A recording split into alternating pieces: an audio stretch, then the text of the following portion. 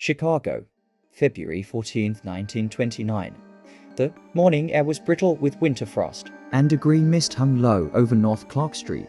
The city was a symphony of noise, trolley cars rattling, bootleggers' trucks idling in alleys, and the muffled hum of a city thriving on vice. Inside a brick garage at 2120 to North Clark, 7 men from George Bugs Moran's gang were about to face one of the bloodiest moments in American criminal history, a crime so calculated, so cold that it would come to symbolize the ruthless efficiency of organized crime in the Prohibition era. Before we step inside that garage and uncover the truth behind the St. Valentine's Day Massacre, make sure to subscribe to Crimes Through Time if you enjoy unraveling history's darkest mysteries and forgotten scandals. Give this video a like, it helps others discover these chilling stories from the underworld of history. Now, let's travel back to a time when Chicago was ruled not by laws, but by bullets, bootleg whiskey and fear. By the late 1920s, Chicago was a city on edge. Prohibition had transformed it into the beating heart of America's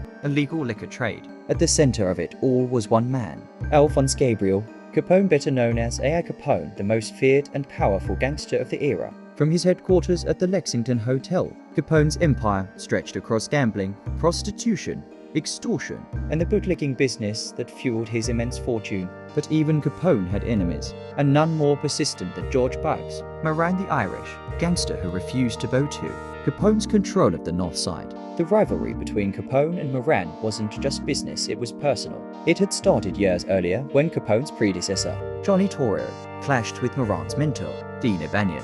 When O'Banion was gunned down in his flower shop in 1924, Moran swore vengeance. The North Side and South Side gangs would exchange bullets, bodies, and blood for the next 5 years. By 1929, both factions were bleeding money and men, and Chicago's streets were littered with the ghosts of their war. Then came the plan that would end the rivalry once and for all. Capone, ever the strategist, was in Florida at the time, keeping his hands clean, but his top enforcer, Jack Machine Gun McGurn, was not.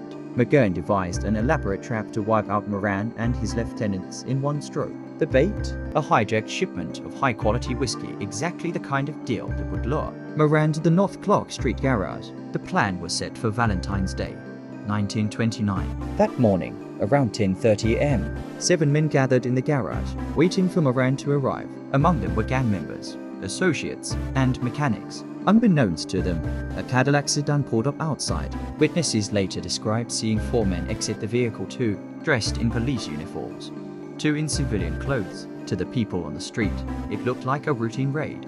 Chicago was used to police busts, especially during Prohibition. But what was about to happen inside that garage would redefine the word massacre. The men in the garage lined up against the wall as ordered. There was no resistance, why fight the law? Moments later, gunfire erupted. The thunder of Thompson submachine guns echoed through the building, the sound tearing through the cold morning air. More than 70 bullets were fired. When the real police arrived minutes later, they found a scene of unimaginable carnage. 7 bodies lay sprawled across the floor, riddled with bullets. Blood stained the concrete. The walls were scarred with holes. The victims included Moran's trusted lieutenants Frank and Peter Gusenberg, Adam Heyer, and others. Frank Gusenberg was still alive when officers found him, barely clinging to consciousness. When asked who shot him, he muttered, "Nobody shot me," before dying, perhaps a final act of loyalty to the code of silence. But Moran himself had escaped fate by a stroke of luck.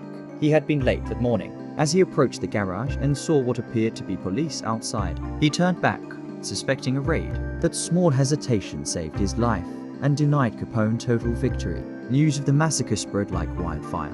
Headlines screamed, "Chicago's massacre of the century." Photos of the slain men shocked the nation, even in a city desensitized to gangland killings. This was different. The sheer brutality, the military precision, and the use of police uniforms made it clear. Organized crime had evolved. This was no longer a turf war, it was a declaration of power. Public outrage was immediate. Politicians demanded answers. The police raided every known Capone associate in Chicago, but proof was scarce. Capone from his Florida mansion denied involvement. "They can't pin a thing on me," he told reporters with a smirk. He wasn't wrong. Despite nationwide outrage, the investigation quickly hit a wall. Yet behind the scenes, clues began to surface. A few months later, police in Michigan found a burned-out Cadillac that matched witness descriptions of the massacre car. Inside were bullet shells matching those fired at the scene. The car was traced back to a Capone associate, Fred Burke, a known killer with ties to McGurn. When police raided Burke's home, they found Tommy guns, ammunition, and police badges. Ballistics testing confirmed that the weapons were used in the massacre. But justice still slipped away. The witnesses were too scared. The chain of evidence too fragile. McGurn was arrested but eventually released due to lack of proof. Capone continued his empire, untouchable for a time. The massacre might not have ended his reign immediately, but it sealed his fate in another way. The brutality of the killings drew the full attention of the federal government. The FBI began building a case against Capone not for murder, but for tax evasion. It was, ironically, paperwork that would finally bring down the man who ruled by fear and firepower. While the St. Valentine's Day massacre didn't end, Chicago's gang was overnight. It shifted the landscape of American crime. The public, horrified by the images of the slaughter, began to demand stronger law enforcement and federal action against organized crime. Prohibition, once seen as a moral crusade, now looked like a breeding ground for corruption and murder. Yet, even decades later, questions linger. Was Capone truly behind it? Or was it a rogue operation by McGurn and others acting on their own ambition? Some historians point to rival gangs outside Chicago who may have wanted Moran out of the way for their own reasons, and others argue that the massacre may have been partially staged, a violent message to all who defied Capone's empire, regardless of who actually pulled the triggers. The untold angles of the massacre lie in those grey areas. The fake police uniforms hinted at corruption within law enforcement. Some officers were rumored to have moonlighted as bodyguards for gangsters, turning a blind eye for a payoff.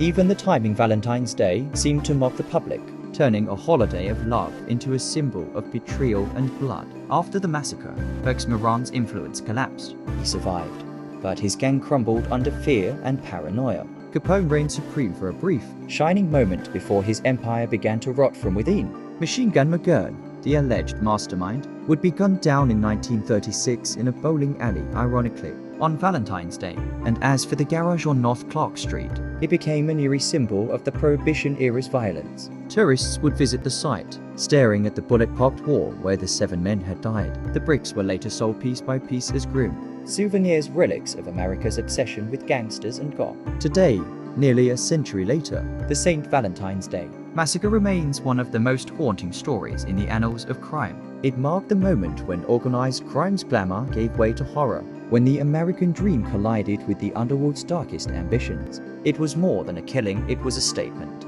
a shift, a warning carved in bullets and blood. And perhaps the greatest irony of all, the massacre that made Capone a legend also made him a target. In the end, it wasn't the Tommy gun that destroyed him, it was the law, the ledgers, and his own arrogance. The St. Valentine's Day massacre may have been meant to silence a rival, but instead, it became a story that still speaks loudly, a reminder of what happens when greed, power, and vengeance collide. Thank you for watching Crimes Through Time. If this story fascinated you, hit that like button and subscribe for more journeys into history's darkest mysteries. And tell us in the comments, do you think Al Capone personally ordered the massacre, or did someone else pull the strings from the shadows? We'll see you in the next episode. Until then, stay curious, stay safe,